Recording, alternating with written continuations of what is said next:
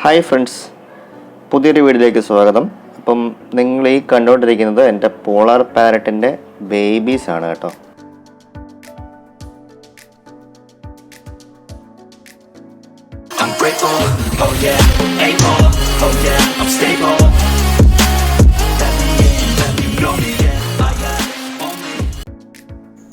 എൻ്റെ കയ്യിലൊരു പോളാർ പാരറ്റിൻ്റെ പെയറുണ്ടായിരുന്നു.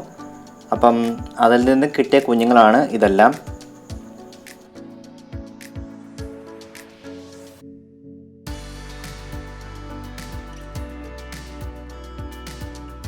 അപ്പം നിങ്ങൾക്ക് ഇതിനകത്ത് നോക്കിയാൽ മനസ്സിലാവും, ഇതിനകത്ത് പോളാർ ബ്ലൂ ഉണ്ട്, പോളാർ വൈറ്റും ഉണ്ട്.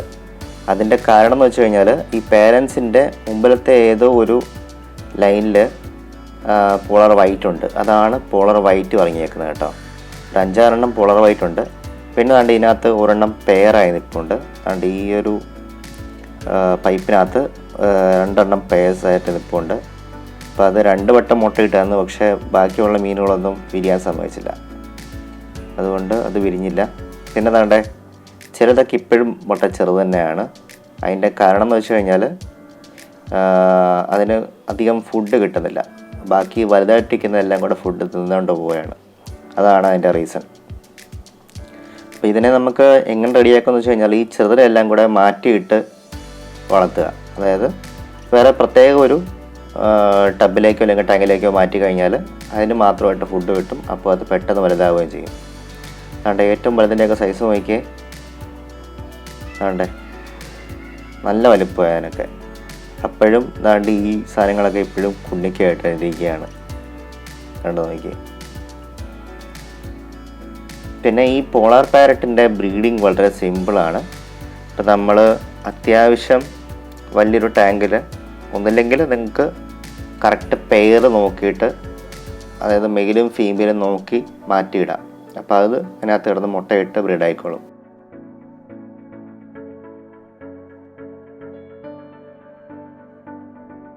അതുമല്ലെങ്കിൽ ഒരു 5-6 പീസുകൾ ഒരു ടാങ്കിലേക്ക് ഇടുക.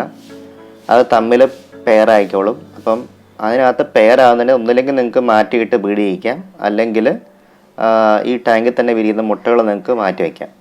ഇപ്പം മുട്ട മാറ്റി വെച്ച് എങ്ങനെയാണ് വിരിയിപ്പിക്കുന്നത് വെച്ച് കഴിഞ്ഞാൽ, ഈ മീനുകൾ മുട്ടയിട്ട് കഴിഞ്ഞൊന്നാകുമ്പോഴത്തേക്കും ആ മുട്ടയിട്ട സാധനം, അപ്പം അതായത് ഇപ്പം നിങ്ങൾ ഇതിൻ്റെ കേസിലാണെങ്കിൽ ഇപ്പം ഇത് മുട്ടയിട്ടേക്കുന്നത് ഈ ഒരു പൈപ്പിലാണെന്ന് വയ്ക്കുക.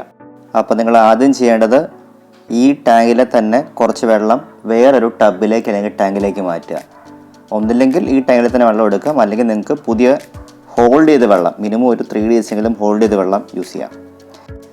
എന്നിട്ട് ഈ മുട്ട അതേപടി എടുത്ത് അതിനകത്തേക്ക് മാറ്റി വയ്ക്കുക. എന്നിട്ട് ചെറിയൊരു എയറേഷൻ കൊടുത്തേക്കുക. എയറേഷൻ വലിയ ഫ്ലോയിൽ വേണ്ട, ജസ്റ്റ് ഒരു ഫ്ലോ കിട്ടിയാൽ മാത്രം മതി. എന്നിട്ട് അതിനകത്തേക്ക് കുറച്ച് മെത്തൈൻ ബ്ലൂ സൊല്യൂഷനും കൂടെ ഒഴിക്കുക, ഒരു ലൈറ്റ് ബ്ലൂ കളർ കിട്ടുന്ന രീതിയിൽ. എന്നിട്ടൊരു 3 days കഴിയുമ്പോഴത്തേക്കും കുഞ്ഞുങ്ങളെല്ലാം ഹാച്ച് ആവും. എന്നിട്ട് ഒരു 8 days ആകുമ്പോഴത്തേക്കും കുഞ്ഞുങ്ങളെല്ലാം ഫ്രീ സ്വിമ്മിങ് ആവും.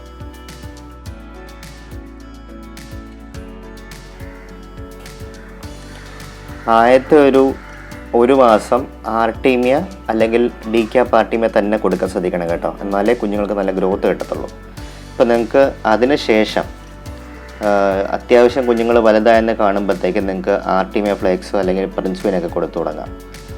പിന്നെ നിങ്ങൾക്ക് കുഞ്ഞുങ്ങൾക്ക് ലൈവ് ഫീഡ്സും കൊടുക്കാം കേട്ടോ, വേറെ. അതായത് മൊയിന പോലത്തെ സാധനങ്ങളും കൊടുക്കാം. പിന്നെ ബ്ലഡ് വേംസ് അതൊക്കെ കഴിക്കും മീനുകൾ. ഇപ്പം ഞാനിതിന് കൊടുക്കുന്നത് ഡീക്യാപാർട്ടീമിയയും കൊടുക്കുന്നുണ്ട്, അതുപോലെ തന്നെ ആർട്ടീമിയ ഫ്ലേക്സും പിന്നെ നമ്മുടെ അല്ലാത്തുള്ള ഫുഡ്സൊക്കെ കൊടുക്കുന്നുണ്ട്. എല്ലാ ഫുഡും കഴിച്ചോളൂ. അപ്പം ഇതിൻ്റെ ബ്രീഡിങ് വളരെ സിമ്പിളാണ്. ഇഷ്ടംപോലെ കുഞ്ഞുങ്ങളെ കിട്ടും. എല്ലാ കുഞ്ഞുങ്ങളും സർവൈവ് ചെയ്യാനായിട്ട് കുറച്ച് പാടാണ്. അത് നിങ്ങളുടെ കാലാവസ്ഥയൊക്കെ അനുസരിച്ചിരിക്കും. കാരണം തണുപ്പൊക്കെ കൂടുതലാണെങ്കിൽ ഈ സാധനം കുറേ ചത്തുപോകാൻ ചാൻസ് ഉണ്ട്. പിന്നെ അത് കൂടാതെ തന്നെ ഈ സാധനം ഭയങ്കര അഗ്രസീവാണ്. കുഞ്ഞുങ്ങൾ അത്യാവശ്യം നിങ്ങൾക്ക് കാണാമല്ലോ, ഇപ്പോൾ അങ്ങോട്ടും ഇങ്ങോട്ടും കൊത്തു കൂടുന്നത്. കുഞ്ഞുങ്ങൾ അത്യാവശ്യം വലുതാകുമ്പോൾ തന്നെ ഇത് തമ്മിൽ കൊത്തുകൂടി തുടങ്ങും. അപ്പം അതിനകത്തെ അത്യാവശ്യം നല്ല അഗ്രസീവായിട്ടുള്ളതും വലുതുമായിട്ടുള്ളതുമാണ് സർവൈവ് ചെയ്യുന്നത്. പിന്നെ അത്യാവശ്യം വലിയ ടാങ്കാണ്. അതിനകത്ത് കുറേ പ്ലാന്റ്സ് ഒക്കെ ഉണ്ടെങ്കിൽ കുഞ്ഞുങ്ങൾ കുറേ സർവൈവ് ആയി കിട്ടും കേട്ടോ. അതുകൊണ്ട് എന്ത് ഭംഗിയാന്ന് നോക്കി എന്നെ കാണാനായിട്ട്. പോളർ വൈറ്റ് നല്ല വലിയ ഒരെണ്ണം, പിന്നെ പോളാർ ബ്ലൂ നല്ല രസമാണ് കേട്ടോ ഈ മീൻ. ഇതിന് നല്ലൊരു ആറ്റിറ്റ്യൂഡുള്ള ഫിഷാണിത്. കാരണം നമ്മൾ താണ്ടെ കൈ കൊണ്ട് നമ്മുടെ കയ്യിലെടുത്ത് വരും.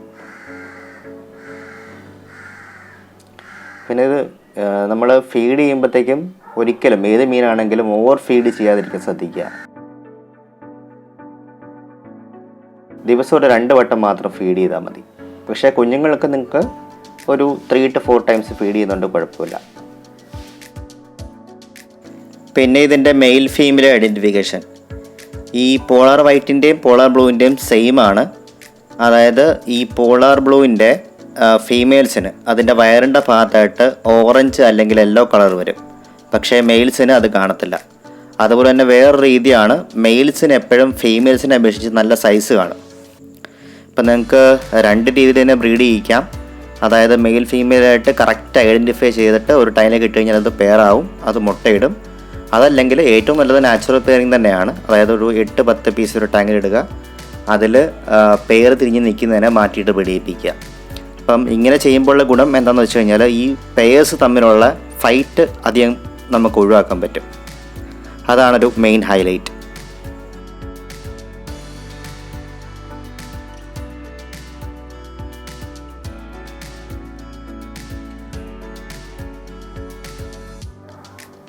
അപ്പം നിങ്ങൾക്ക് ഇതിനകത്ത് നോക്കിയാൽ മനസ്സിലാവും, ചിലതിൻ്റെയൊക്കെ വയറിൻ്റെ ഭാഗത്തൊരു ഓറഞ്ച് കളർ. അപ്പം അതാണ് ഫീമെയിൽസ്. അപ്പം ഇങ്ങനെയാണ് നമ്മൾ മെയിൽ ഫീമെയിൽ ഐഡൻറ്റിഫൈ ചെയ്യുന്നത് കേട്ടോ. ഫീമെയിൽസിൻ്റെ വയറിൻ്റെ ഭാഗത്ത് ഓറഞ്ച് അല്ലെങ്കിൽ യെല്ലോ കളർ വരും, മെയിൽസിന് അത് വരത്തില്ല.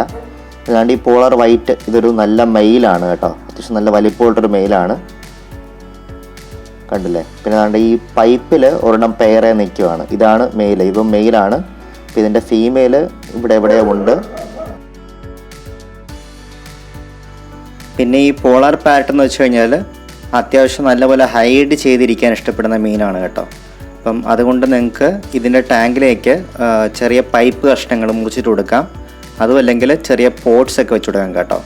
അപ്പം ഈ പെയർ തിരിയുന്നത് അങ്ങോട്ടങ്ങോട്ട് മാറിയെന്നോളും.